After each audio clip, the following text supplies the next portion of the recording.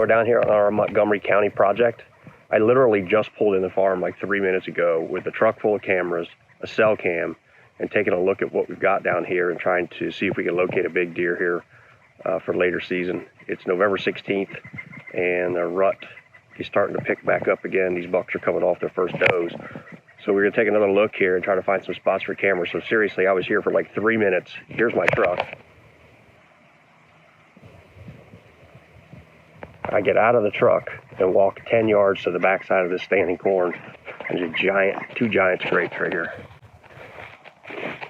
Licking branch, smoked, fresh from this morning. I can smell them. And then it comes around the backside of this corn right here, where this new logging road comes out, and then another one goes in the corner. No brainer, stay in location. So we went ahead, I grabbed two cameras. I actually had one cell camera, and I put them both on the same tree actually, which I don't usually do, but there was only one tree. So we got a Browning on video mode, and we got a cell camera. We started this project probably a couple months ago. This is the first time that I've been back to see it after the loggers have been in here. And we made the decision to cut this farm in summertime while the leaves were still on the trees. And you've heard me and Bobby talk about this before, that there's a reason for doing that. And on this particular piece, it was like a state park in here. You could see all the way across the ridges, had zero cover. When you walked into the woodlot, deer 5 ridges over could see you walking down the top. So this was my first look at this being finished. And here is why you cut stuff in the summertime, because it increases your cover, because the treetops that are on the ground have the leaves on them. And I'm going to show you what it looks like. So I'm standing here on top of the ridge, and in 3 directions, I can't see any further than 40 or 50 yards. So if it's like this all the way through the top of this ridge, you got to picture yourself wanting to come in and out of here and hunt. Now you've got the cover to do so.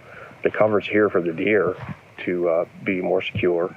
And we've got standing food, like right there where my truck is. Now you can slip in and hunt the edge of that standing food, and there literally could be deer bedded 50 yards off the backside of the food, and they're not going to see you coming or going. So, little tip, if you have the choice and you want to do a timber harvest, there's a great advantage to doing it in the summertime because of the kind of extra security cover it creates. I'm way back in the timber on this big oak flat. We pushed a road system through this farm during the logging project, and these road systems are twofold. They allow you quick and quiet access to get into tree stand locations. They allow you to get in here and retrieve harvested wildlife. The most important thing is they funnel the deer traffic to the exact areas that are the easiest to hunt for you. These road systems behind me were literally 2 days ago just finished graded by the skid steer, and I'm at a 2-way intersection. The deer traffic on this road in the last 2 days is insane. I don't know if you'll be able to see this, but this is 2 days worth of traffic. Literally just powdered with tracks at this little intersection.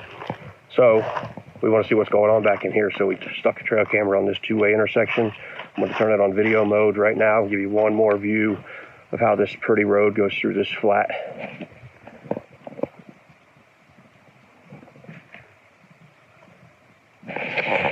Stay tuned. I'm in the middle ridge in the north end of the property.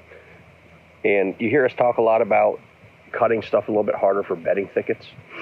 Normally like a south-facing slope or something that's strategically located to food or so on and so forth. So here's what we mean by cutting it harder for bedding thickets.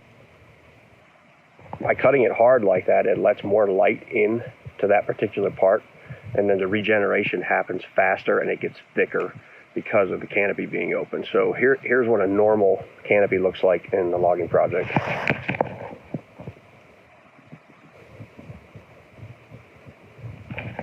And here's the canopy in what's going to be our bedding thicket.